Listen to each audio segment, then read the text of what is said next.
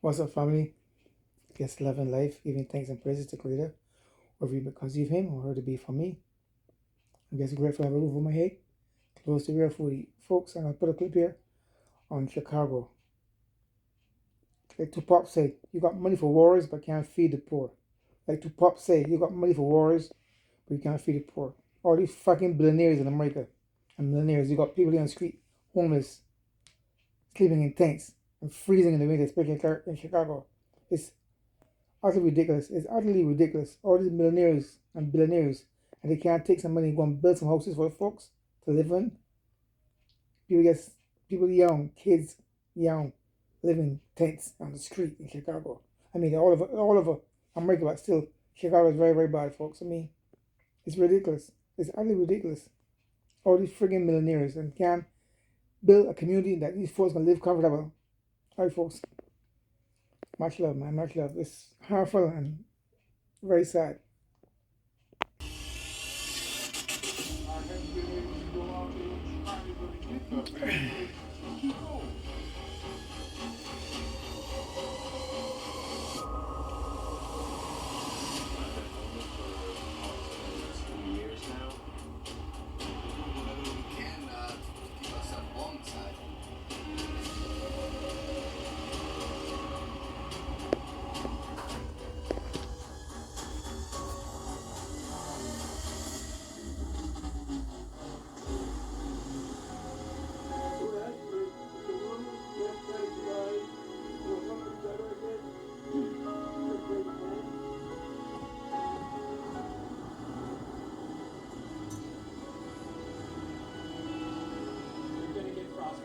Cases, we're going to get hypothermia, you could get dehydration, but I think ultimately we could see people if there aren't some real immediate solutions.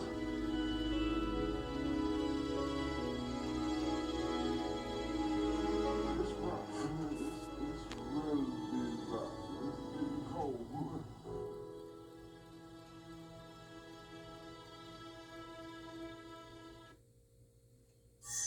Welcome, Homeless Life Stories.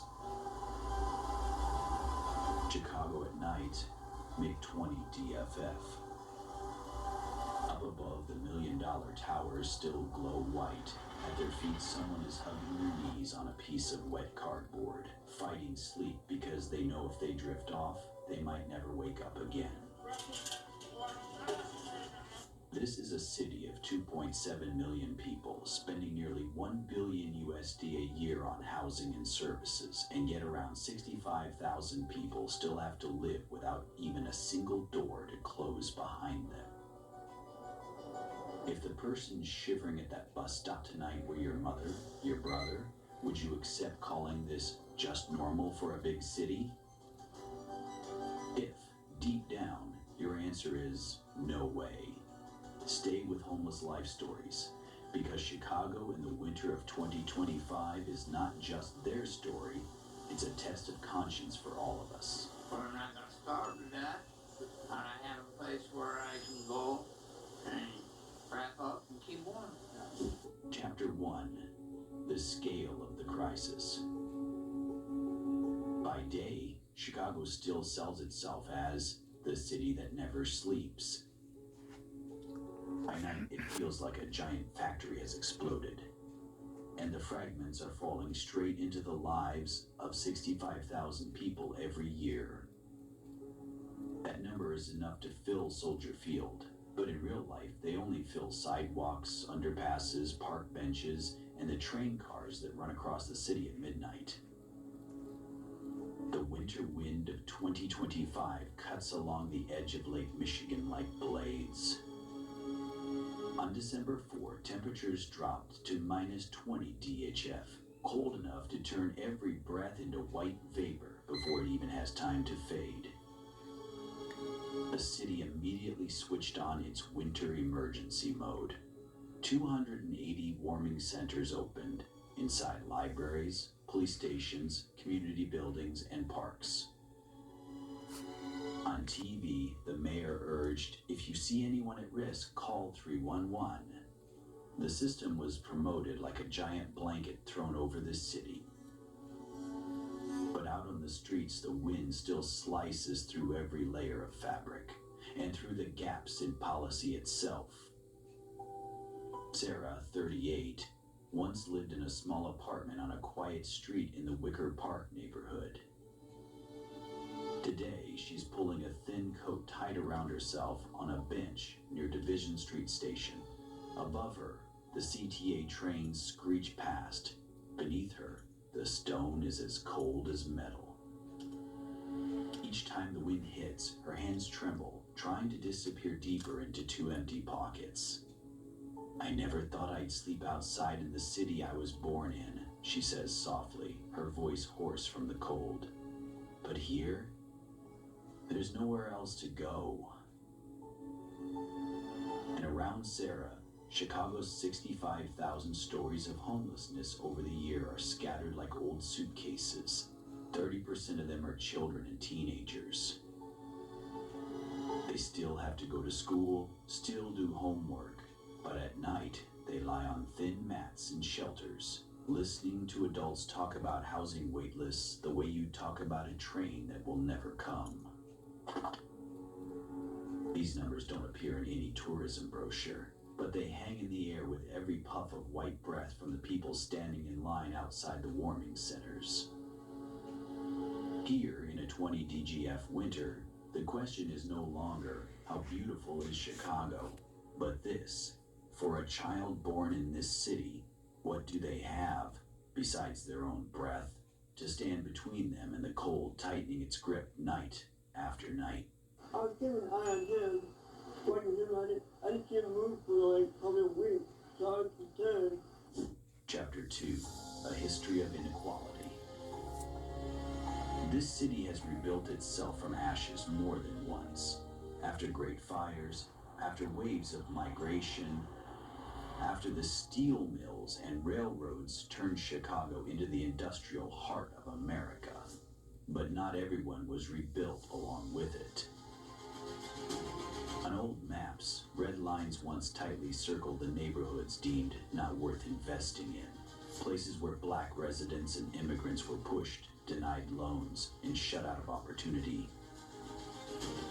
Those red lines no longer exist on paper, but they still live in the city's lowest median incomes and in the neighborhoods where homelessness is rising the fastest. On a street in West Garfield Park, Marcus leans against a cold brick wall, hands buried deep in the pockets of his worn work coat. He used to be a mechanic in a nearby plant, where the pounding of steel presses throbbed like the heartbeat of the neighborhood. Last year, Corporal Nixon Silva, I worked 20 years, he says, eyes drifting toward the row of gray houses across the street. Just one surgery and everything was gone. The house, the car, the bank balance. All that was left were the bills. He doesn't use the word collapse. He just shrugs as if history has done this too many times to people like him. In Englewood, the median income is so low that a single economic shock can knock a family from renting to temporarily staying in just a few months. And that word temporary, for many people, stretches into years. Dry statistics about income, debt, and interest rates all pour down into one final point. Who will be the one sleeping on the night train, and who will only see them pass by through a warm window? Encourage the disheartened, help the weak, be patient with everyone. Chicago has built more high-rises, more commercial districts, more highways. But for neighborhoods like Englewood or Austin, it seems the only thing that's really been built is distance. Has history truly moved on, or has it just changed clothes and come back for the same people?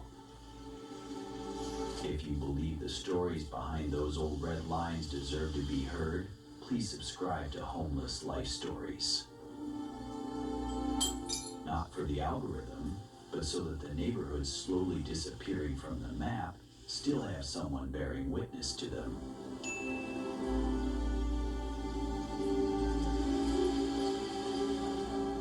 Chapter 3, Root Causes.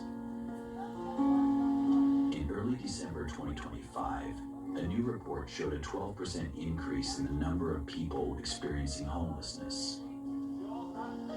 The Chicago Coalition for the Homeless stressed, this is not a story of migrants flooding in. This is a structural crisis.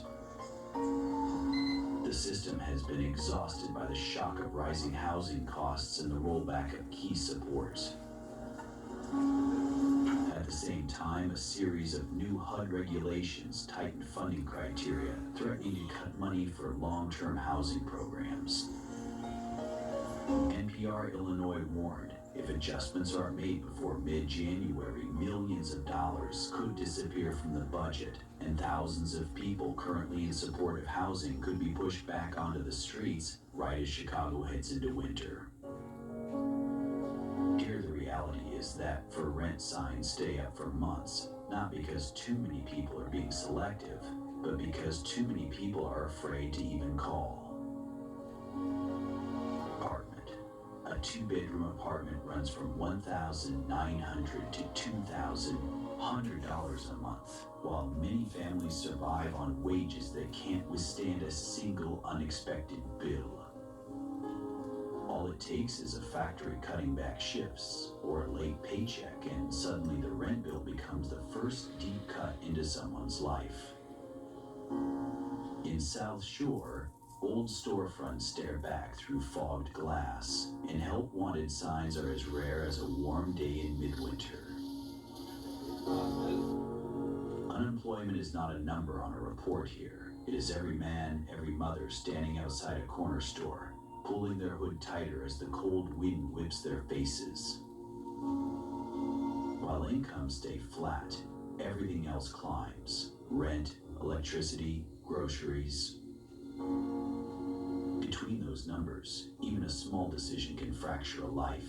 Pay the rent or pay for medication, put gas in the car to get to work, or buy a warm coat for your child.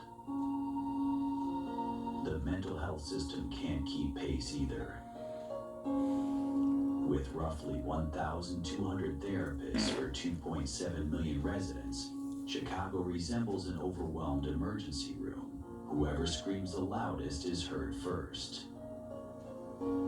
People who have just lost their housing and are carrying trauma on top of it often walk away with nothing more than a pamphlet, if they're lucky. The demand for low-income housing is roughly double the existing supply, which means every affordable unit becomes a silent competition between people who all have nothing left to lose.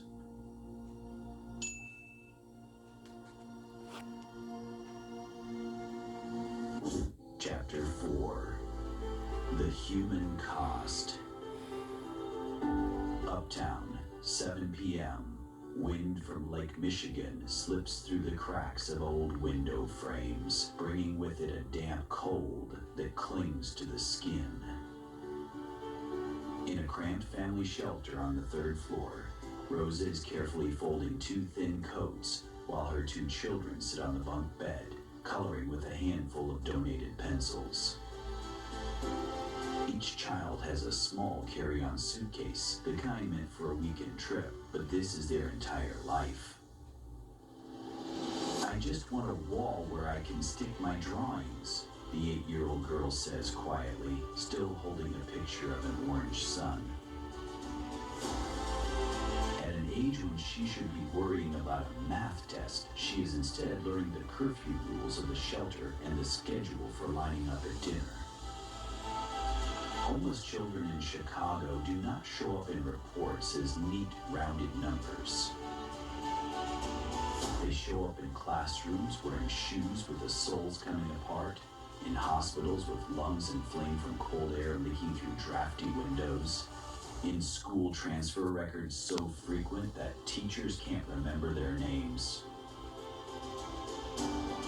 Every time a family has to move shelters, it's another time they lose friends. Lose their familiar seat in class, lose the feeling of this is my place. I hate this suitcase, a 10-year-old boy says, nudging the wheel with his foot. It always has to be ready. At night, shelter staff make one last round, checking doors, turning off extra lights. In the hallway, the sound of a child crying in a strange bed blends with the muffled arguments of exhausted adults. At the end of the corridor, a mother holds her child and whispers a short prayer. Please lift up the weak.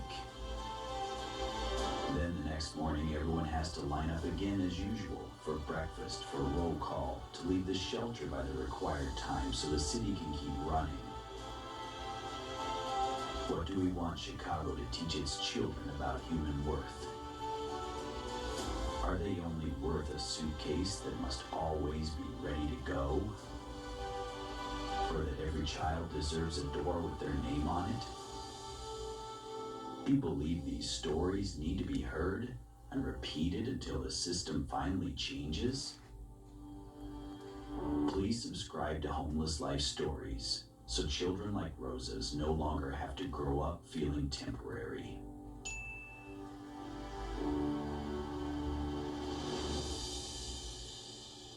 Chapter 5, City Response. More than $200 million a year are poured into housing, mental health, and housing first programs that are officially declared the right path. On paper, Chicago is doing what it's supposed to do.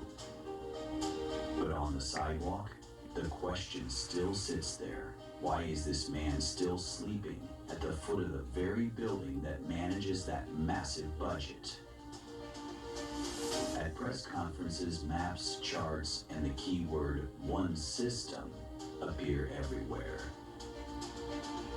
The idea sounds admirable. Combine all shelter services into a single system so no one is left out. But in early December 2025, an internal report acknowledged a truth as cold as the wind off Lake Michigan. This system is short at least 4,000 beds. Lincoln Park Community Services has just announced it will shut down its outreach program entirely on December 31 because the money has run out. The very people who go out at night to look for those sleeping outside in the cold are about to be forced off the streets themselves, right when winter is at its harshest. It's not that we lack compassion, we lack funding, one staff member says quietly after the door closes. The city has another plan. Merge the shelter system for new migrants with that for long-term homeless residents, hoping to optimize resources. It sounds reasonable, but the numbers betray the idea. You can't squeeze thousands more people into a system that is already short 4,000 beds. While memos are being shuffled between departments, in a West Side shelter, Rosa receives a notice. Her family's stay may have to be shortened because of a sudden surge in housing pressure. The effort is real. The gap is just as real. Chicago is not heartless. Chicago is trying. But sometimes, the distance between $1 billion strategic plan and a thicker blanket is simply the question of who dares to put people first before everything else.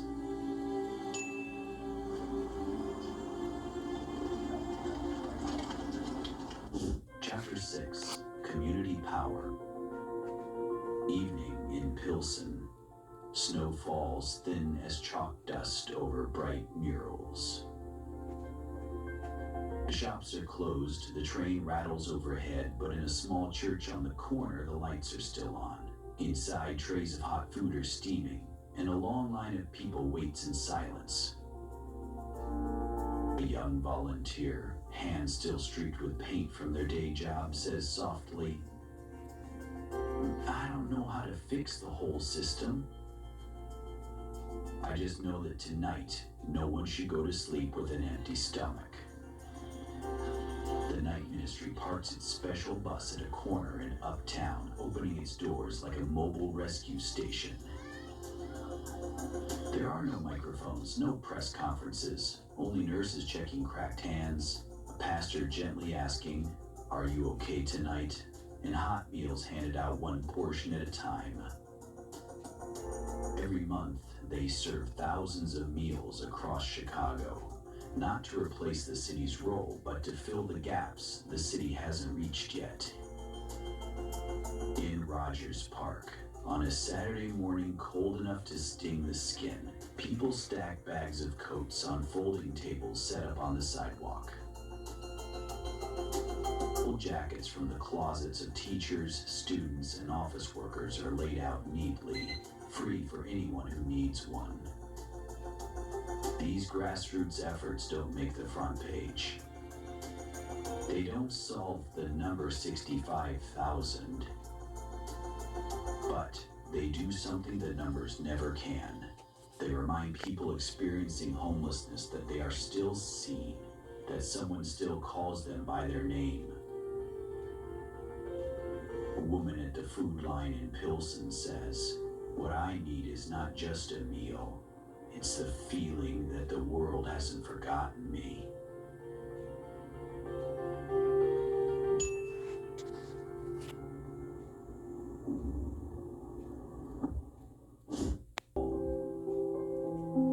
The truth is, Chicago has enough resources.